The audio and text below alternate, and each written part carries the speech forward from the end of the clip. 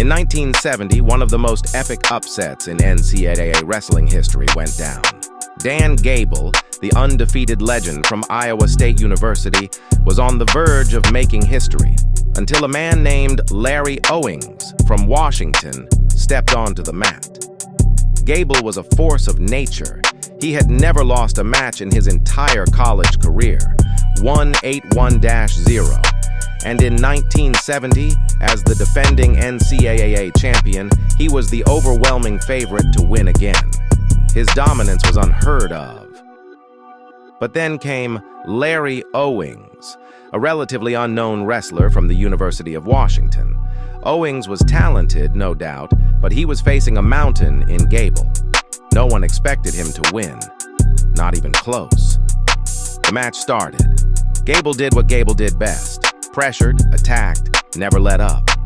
But Owings, he wasn't intimidated. He stayed composed, picking his spots, refusing to let Gable break him. Right away, Owings shocked everyone. He took Gable down.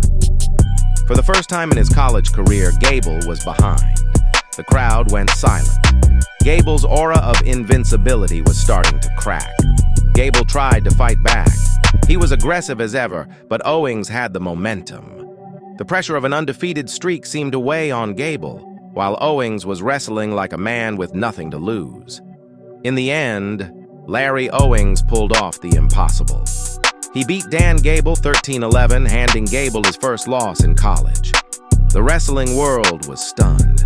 That match became legendary, not just for the upset, but for what it represented. It was a moment where the underdog stood tall against a giant.